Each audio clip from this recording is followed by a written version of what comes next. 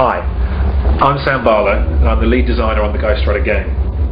I'm here to answer some of your questions, give you an insight into the design process on a game like Ghost Rider.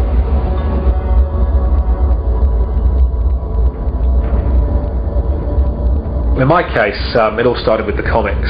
My boss came in and said we're looking at making a Ghost Rider game, at which point I got quite excited. So at that point I went away and I read the rest of the comics, every single one of them. Then I read the script for the movie, chatted to some of the movie guys, got a feel for what they were doing with the movie, the sort of horror western.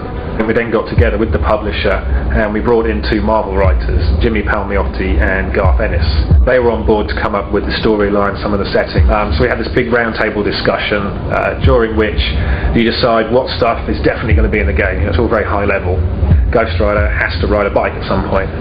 You never want to play as Johnny Blaze. It's never quite as much fun to play the alter ego. I think from day one we wanted to always be the Ghost Rider. Because we were going for a sequel to the actual movie storyline, we wanted to draw in some of the characters from the comics. This is the first true Ghost Rider video game. So we wanted to make sure that there was a bridge between the movie Ghost Rider and the comic Ghost Rider. We wanted to draw in some of the elements from the comics. Jimmy drew up this big long list of the characters. In fact, his idea was to pull in the exploding sharks.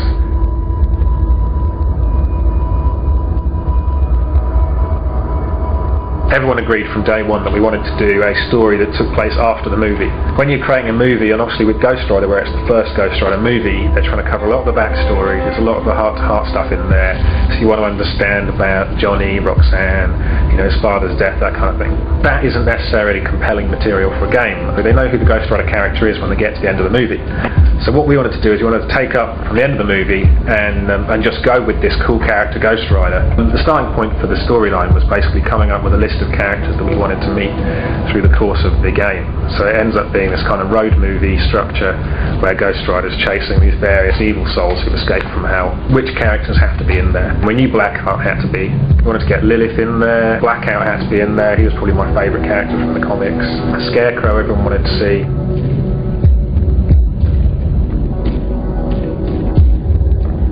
I think for me the one I really wanted to see in there was Zodiac. He was this kind of green guy with a big cigar who's a serial killer superhero. We wanted to get some of the cooler Lilin in there. We kind of paid tribute to them with the actual Lilin Side Beast character who's in the game. Deathwatch turns up on the PSP in multiplayer.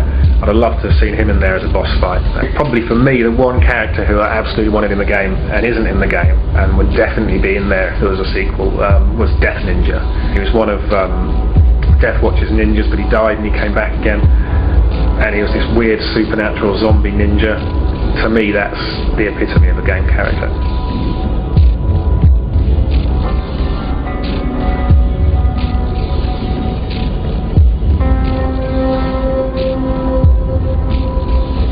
A couple of big elements that probably changed over the Ghost Rider development. Initially some of the boss fights were conceived as quite different. So when you fought Vengeance, he was on top of this giant flaming dragon, and I think he had Roxanne in a little cage beneath him. He had to rescue her. We also had Blackout. Rather than riding this sort of futuristic watercraft, Blackout actually was on a giant Leviathan creature that was sort of being experimented on by the army. What we found with those when we started concepting them, discussing them with Marvel and the other guys, was they didn't necessarily fit in with the comic book treatment of those characters and also with the movie treatment. In order to maintain that vision and to keep everything belonging to the same universe, to make sure this was actually true to the movie, that we'd reconceived those boss fights on a much more human scale.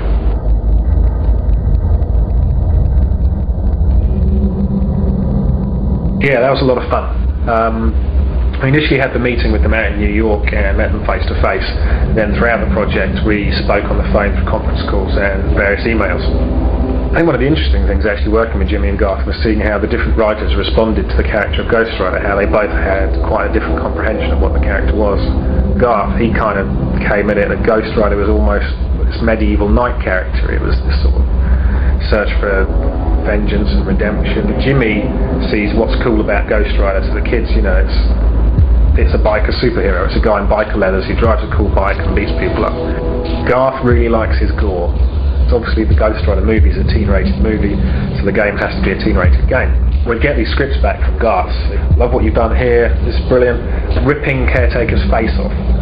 Crucify Caretaker. I don't know if they had issues with that character or something. impaling people on church steeples, burning people at the stake, eye gougings. We're not really sure you can do that on a team-rated game. We'd ring them up and we'd say, Garth, I'm sorry, we can't crucify the caretaker, we can't impale him on a church steeple, we need to tone this down a little bit. Jimmy kind of took on the role of the elder brother who sort of kept Garth under control and helped us tone down some of the script. So it was interesting seeing the two of them work together in producing the script. I think with Ghost Rider we've got a nice balance where as you go through the game you actually feel like you're becoming more and more powerful, like a superhero. It's much more about letting the player have fun, letting the player feel really powerful against all these stupid enemies. Another aspect I'm really, really happy with is the kind of the fighting engine that we've developed and how that feels to play. The game's all about stress management. Come home from a hard day at work, turn on Ghost Rider, power it up, bam, hitting guys, bam, hitting guys. You pick up the controller, you press bang, someone gets hit, bang again, someone else gets hit. Whenever you press a button, instantly you want something to happen. And that's the kind of game it is, and I think it works like that. We decided early on was to avoid having much in the way of puzzles.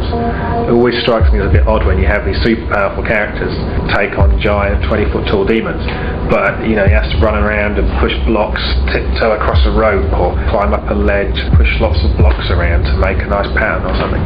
For me that kind of ruins this whole thing of being a super powerful dude. And I think we've achieved that with Ghost Rider.